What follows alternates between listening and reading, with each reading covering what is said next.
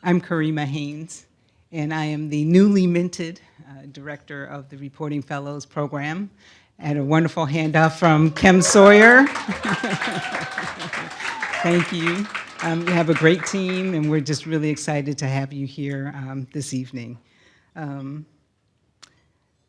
Just to the 2024 fellows, this is an evening when we celebrate you for your exemplary work, your dedication to telling underreported stories across our world. It is your unique blend of compassion and tenacity and devotion to the craft of journalism that will make a lasting impression for generations to come. We have some great speakers who will be speaking tonight, and I want to open up the floor first to Flora Pereira, who is the Chief Education and Engagement Officer at the Pulitzer Center, and she'll be followed by our CEO, Lisa Gibbs. Thank you. Enjoy your salads.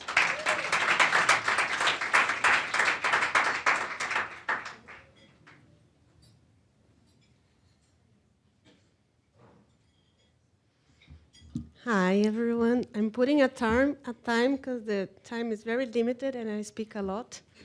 So I want to make sure I don't pass. So first of all, thank you so much, everyone, for being here. Last year was the first time at the Washington Weekends, and it was even more than I expected. So I have big expectations for this one as well, no pressure. I also wanted to thank the amazing team at the Pulitzer Center, really hard to organize all of that, so to make this happen. Thank you so much for everything that you do. I wanted to share a little bit, 2 aha moments that I had on the journalist path. I'm also a journalist by first graduation. But I've always worked with communication, and I was first at racial justice and then in feminist communication. And I remember when I was starting climate and environment communication, I heard someone saying that, of course, people will talk about our issue. Of course, they will talk about climate change. It is the most important issue of our time. And coincidentally, I had heard the same thing in the racial justice movement, and I have heard the same thing on the feminist movement. And I had this, okay. And I understood that because we really care about those issues, we really care about the issue that we cover, we believe that people will care too. No? We believe that because we do care, others automatically will do as well. But that don't actually go that way. And I think that's the importance that led me to my second aha moment when I had this, I was challenged to talk about climate and to talk about climate issues to 3 different people. One was someone like my grandmother, old, Brazilian, Catholic woman. And then I was challenged to talk with a 12 years old from school, from a K-12 school. And then I was talked to convince fashion-driven colleague from work. And I had to convince those 3 very different audiences about the importance of climate change.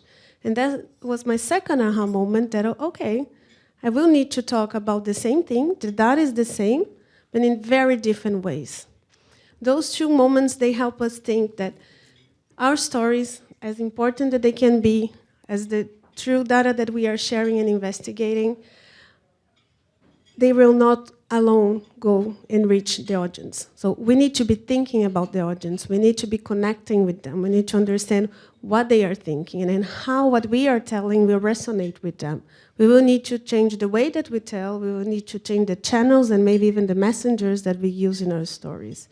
But that's a challenge that we want the new generation of journalists, above all, to think about it and to help us tackle this challenge. I think 15 years ago, you're all very young, journalism was very different. We still, of course, we had the issue of the audience as well, but I think it was not as challenging as it is today. Today, we have internet, and we have such fragmented audience. We have bubble of audiences, so even hard to cross those lines. Now, this challenge has become even bigger. And I think it's your generation that will help us to tackle that challenge. Pulitzer Center has a new model that we call journalism and engagement, no working together. We use this audience-centered name that it's a no, it's a technical term, maybe quite difficult to understand, but what we mean is that we want to get the audience where they are. No, we want to get the stories there. And we want to do that since the beginning, since the moment that we are planning the story, since the moment that we are thinking, who are we telling that to, what outlet I'll be publishing, and then after you publish, how are you going to unpack that stories?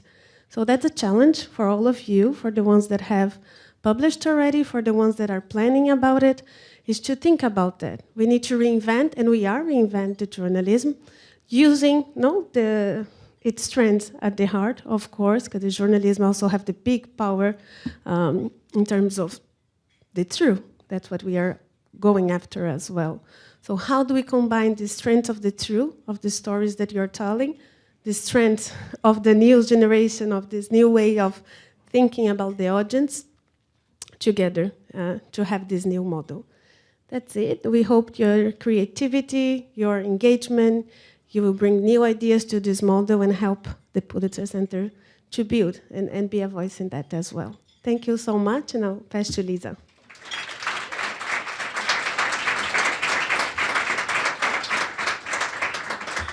Thank you. I'm stealing Flora's idea to set a timer because I too will talk too much. I started at the Pulitzer Center a short while after Karima, so this is also my first Washington weekend, and I really want to congratulate you, Karima, and call out the work you've done in your first one and all of the team. It's wonderful, and I really appreciate it. So I got to know the Pulitzer Center as someone who benefited from their programming, just like you all are part of the Reporting Fellows program today. I was at the Associated Press until June of this year, where I worked with the Pulitzer Center to get AP important funds to help it do stories all over the world, in Somalia, in Yemen, in Europe, covering authoritarian regimes, covering humanitarian crises in the Middle East. And so I really came to appreciate what an important organization this is in supporting journalism now and in the future. And I just, what I didn't understand quite as well until I got here was this vitally important work we're doing around the question of audience. And so I'm going to echo some of what Flora said around our increased understanding that a story without an audience is not successful.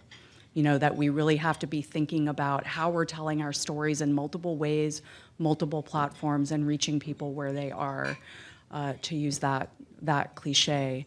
And I think I'd also echo her challenge to you as we really think about the future of news and the future of information distribution and how people are learning about the world.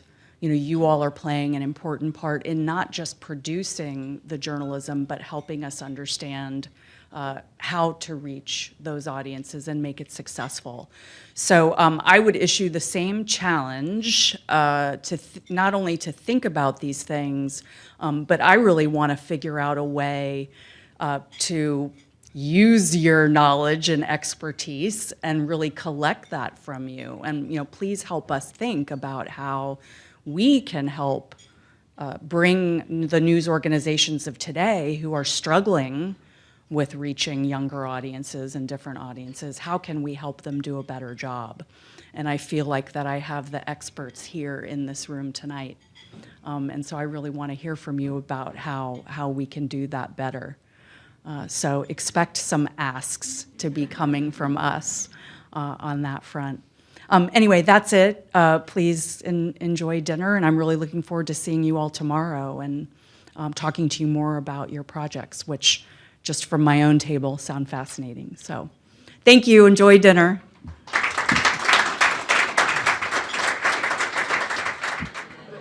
Hope you're enjoying dinner so far. Thank you. Well, good evening, everyone. It is so wonderful to have you all together here in DC to celebrate our 2024 Reporting Fellows. Little clap. My name is Libby Moeller, and I am the reporting. Thank you. I am the Reporting Fellowship Program Manager here at the Pulitzer Center. As my teammates have already expressed so far this evening, I'm thrilled to be here with all of you tonight, and I can't wait to tune in for our next 2 days of presentations. I'm also excited to have the honor to introduce one of our featured speakers of the night, someone who was actually in your shoes not too long ago. In 2020, Lawrence Andrea was our reporting fellow from the University of Wisconsin-Madison. His Pulitzer Center-supported project brought him to Greece, where he investigated post-asylum life for recently arrived refugees. Lawrence persevered through many COVID-related travel delays and eventually was able to publish his stories in National Geographic, Balkan Insight, and USA Today. After graduating from Wisconsin, Lawrence spent time as a public safety reporter for the Indianapolis Star. In 2022, he became the Washington correspondent for the Milwaukee journal Sentinel, and most recently has been diligently covering something I think most of us have heard about, the 2024 presidential election. We're so grateful to have Lawrence as a member of our Reporting Fellow alum community, and it is my pleasure to welcome him to the podium.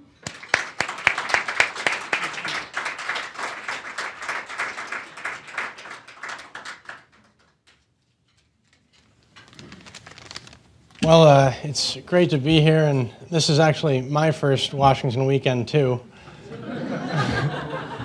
I've previewed a number of your projects online, but haven't gotten to all of them, so I am looking forward to reading about them in the coming days and weeks. I know we have another Wisconsin fellow in this year's class, so I'm glad to see UW-Madison is still involved, and I have to say, go Badgers. As Libby mentioned, I was a 2020 fellow, and I still look back at that as sort of one of the best experiences of my early career. I knew I wanted to get into journalism at a young age. I watched a documentary and read books about the British photojournalist Tim Hetherington. He reported from places like Sierra Leone, Liberia, and elsewhere, but he did so with kind of a personal touch. He focused on the people and the human aspects of the events and the conflicts he covered, and I really connected with some of his photographs, and I think his work kind of touched people all over the world. So for a long time, I wanted to travel and explore and tell stories, and then in college, I started learning about the situation for asylum seekers in Europe, and specifically the Greek islands. I had friends who were asylum seekers in the United States, and I knew a man in Greece who was in a similar situation. So then in January 2020, I heard about this Pulitzer Center fellowship, and I figured that would be my opportunity to kind of take a different look, a new look at that issue.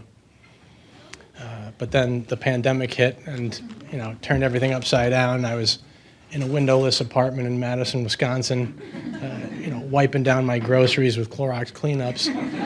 I was, graduating that spring, and I didn't have a job lined up, so it was a pretty stressful and kind of uncertain time.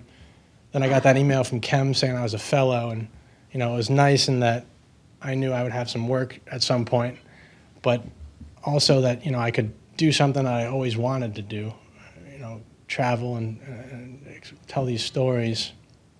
The pandemic delayed things, but eventually I went over to Greece and spent time there and reported on, not only the struggles of asylum seekers, but what post-asylum life for refugees looked like, and not only the difficulty they had navigating the system, but also their hopes and dreams. I also learned a lot during that month I spent in Greece that has carried over into my future and now my current work.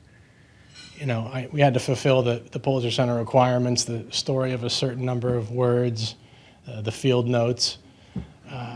But one thing I learned was that the story that I initially went over to do might not be the most impactful and most meaningful one I find, and that if I keep my eyes open, keep my schedule open, I could learn things that I didn't initially anticipate. That kind of also forced me out of my comfort zone. It was the first time I had done something like that. I was in Greece by myself for a month. It forced me to engage with people, but also sort of be mindful and engage with sensitivity.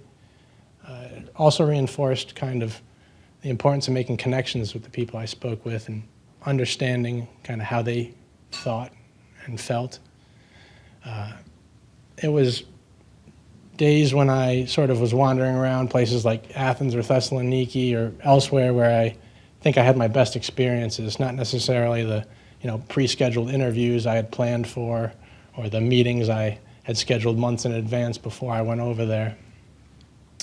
I remember one time I met a group of men who played for this semi-pro football soccer club in Greece, but their team specifically was made up of only recognized refugees and asylum seekers. I got to hear from them about their goals, but also kind of what the team meant for them, and how it gave them a sense of belonging and a way to speak out in their own way. Another time I met a man named Jawad, and I spent time with him and his family at their apartment, playing with his kids, eating watermelon. He told me about how the best watermelon he had was in his city in Afghanistan that he could no longer return to. But the hospitality he showed me as we were talking about his story and sharing stories was something I'll always remember. And then in Athens one time I met a group of women from Afghanistan who learned how to do photography and filmmaking in one of the most notorious refugee camps in Europe at the time. And it was inspiring for me and super informative to see them tell their own stories through documentaries and their photos. And one of the most meaningful moments about that for me was one of the women, Zara Mujahid. She had a series of photos of other migrants telling their stories, and that was published in National Geographic alongside one of our stories. So it's kind of those memories that I take back from my time with this fellowship. And, I still keep in touch. It's been 3 years since I was there, but I still keep in touch with, a lot of the people I met. We text on WhatsApp. We, share photos of their families, where they are now, the languages they're learning, and we, make plans to meet again in the future. I always said when I was in college that I wasn't the biggest fan of my journalism classes. It's important. Well, first of all, I love UW-Madison and their program. But, it was kind of the fellowship with the Pulitzer Center and things like that where you're immersed in something and, you're on the ground getting that real-world experience that I think, at least I took, those lessons into my future work. Right now I'm the Washington correspondent for the Milwaukee Sentinel, so my work's much different. I'm, covering Wisconsin politics, and as Libby mentioned, I'm consumed in the election right now. But, I still kind of carry with me those same ideas. I have to think about how, what happens here in D.C. impacts people in Wisconsin. But maybe my biggest takeaway from this fellowship was that, this doesn't have to be temporary. You can keep in touch with the people you met during your reporting, but you can also, keep in touch with your fellow fellows that you meet in here today. This doesn't have to end at Washington weekend. I still keep in touch with the Pulitzer Center. I keep in touch with Kem and John. I mean, I think I texted Kem maybe 2 weeks ago, and she sent back a picture of them riding camels. So, on the other side of the world. But, I just hope, everybody can continue to maintain these connections and, stay in touch with each other and the Pulitzer Center, like I've tried to. It's good being in DC for that. But for now, I'm, looking forward to learning about everybody else's projects and seeing what you guys have discovered over the past couple of weeks. Thanks. We have one last speaker for you tonight, and I am about to introduce her. But first, my name is Jazzy Gray. Thanks, guys. I'm the program coordinator with the Reporting Fellowship program here, and not to sound like a broken record again, but I'm really happy to see all of you here in DC and to be celebrating Washington Weekend with you. But moving on, I know you guys are eating still, and we have one last speaker, so let's get to it. So, Stephanie Haynes. Stephanie, yes, let's clap. Stephanie is a journalist with experience reporting across Africa, the Caribbean, and the United States. She is currently an environment and climate change writer with the Christian Science Monitor, although her work has also appeared in so many other publications like the Washington Post, USA Today, Smithsonian Magazine, and Africa Geographic. She is the author of the book, White Man's Game, Saving Animals, Rebuilding Eden, and Other Myths of Conservation in Africa. This was the result of her environmental reporting in Mozambique, South Africa, Zimbabwe, and I think maybe a few other places, right? Yeah. So one last fun fact before I hand it over to Stephanie. It is also rumored to be true that she is one of, if not the very first, Pulitzer Center grantee ever. So I know. Her first Pulitzer Center project about the Rwandan environment during conflict published in 2006. And ever since then, she has been a fantastic partner to the Pulitzer Center on a number of projects and activities, including the Sharp Seminar at the College of William and Mary, where you teach. And you also teach at Yale, right? I think so. Yes, she does so many things, you guys. And so this is going to be a real treat for you, and I'm going to hand it over to Stephanie now.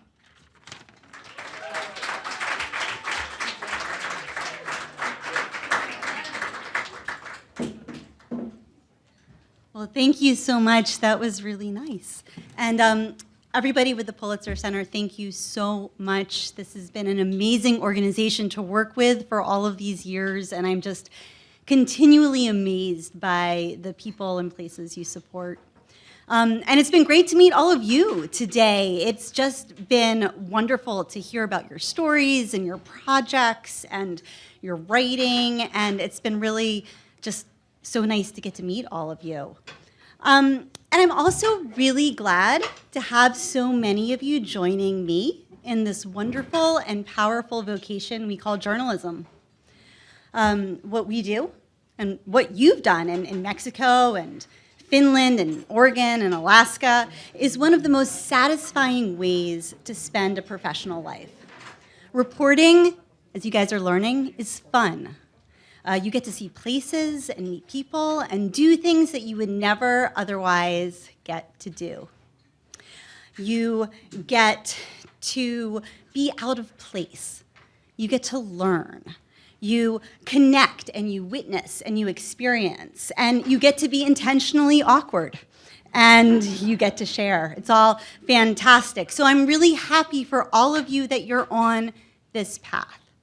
And I'm also very happy for myself and for my colleagues, all of us reporters scribing away at our magazines and newspapers and wire services and Substacks. I am happy for us because we need you.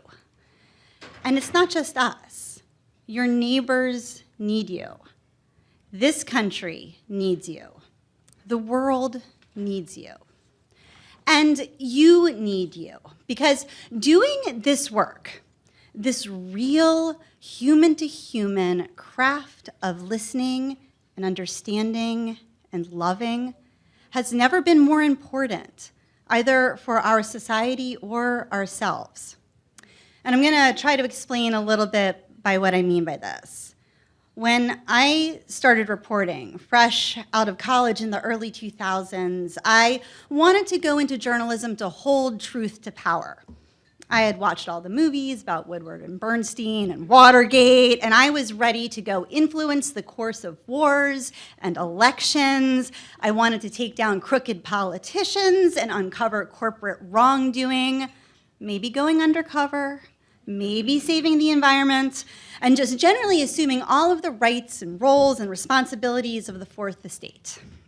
So it was a bit of a surprise when I found myself on my first full-time job driving across rural New Hampshire, working on a tight deadline about the annual tractor pull contest at the Sandwich Fair, or doing a story about ice fishers on Lake Winnipesaukee. And I was a city girl at the time, so like everything about that story, from the trucks to the fish to the idea that people would drive onto a lake, it was all insane. And it was classic small-town newspaper work, and it was not, for sure, what I expected. Now, usually when you hear this sort of speech, usually the narrative goes something like this. I did small-town newspaper work, but then I went someplace bigger and better. I finally reported about corrupt politicians and human rights and conflict, and I ended up embodying all the big and important things about journalism. Maybe I'd tell you a story about riding on a tank with United Nations peacekeepers across this dusty city called Bunia in eastern Congo and interviewing child soldiers and rape victims. Or I'd talk about going into the bush with anti-poaching teams, tracking the gangs that were killing endangered elephants.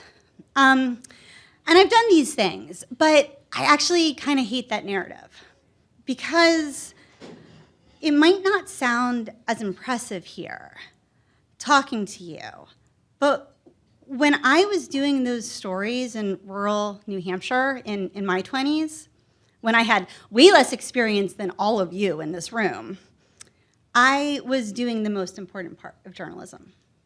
I was paying attention, and I was listening, and I was being human with other humans. And I didn't realize at the time how central all of that was to the big point of journalism. And I couldn't have realized back then how important those qualities would be in 2024. But think about it. We are living at a time when our attention is under attack. It's being commoditized, fought over, hijacked. We have unprecedented distractions in our pockets. We know from multiple studies that our attention spans are decreasing, that our readers can barely stay on an online article for 10 seconds, and that even the very act of sitting down with a good book or a long magazine article is becoming harder for most of us. And at the same time, research shows us that attention is most easily grabbed by the negative, by the shocking, the terrifying, or the conspiracies, the car wrecks. And there are many actors out there who know this and are using that information to take your attention and your neighbor's attention and your country's attention. Our lives are what we pay attention to. And so journalism is life-saving. I'm not suggesting that we don't cover the injustices of the world or reveal the wrongs or tackle those big issues of human rights and climate change and conflict. I work in these topic areas. I know from your presentations today that many of you do too, and those are essential.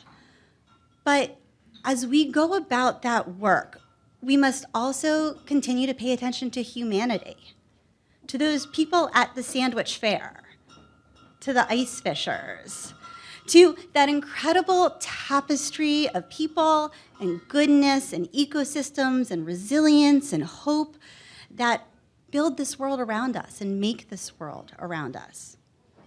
I'm lucky that I work for the Christian Science Monitor, which is a news organization that has always valued this approach. For those of you who don't know it, the Monitor is actually one of the old guard newsrooms of this country. Despite the name, we're not a religious publication. We're small, but we have reporters all over the world. And we were started by a woman, which was radical in the late 1800s when it happened, with the idea that journalism should, in the old gendered language of her day, quote, injure no man and bless all mankind. And we regularly go back to that mission. But wherever you work and wherever your next jobs take you, you can remember this. When you ask questions, when you're curious about another human's experience, and when you expand your own hearts to include their lives, you are doing the big work of journalism. You are part of a great resistance to a fractured and digitized and inhuman world. And you're already part of that. I've seen that today with all of the work that you've shared through your projects with the Pulitzer Center. And you are reclaiming attention. And you're building a bigger, stronger life for yourselves and for others. So, as you go off into this great profession and do all the wonderful things that I know that you're all going to do, and write all of the amazing stories I know you're going to write and report, remember to protect that attention. Guard it and use it wisely, because it is power, and it is important. And in your hands, I think it will be good. I want to just end this with the fourth stanza of a poem by my favorite poet, Mary Oliver. It's very short, but the poem is called Sometimes. Number 4, instructions for living a life. Pay attention. Be astonished. Tell about it. Thank you so much.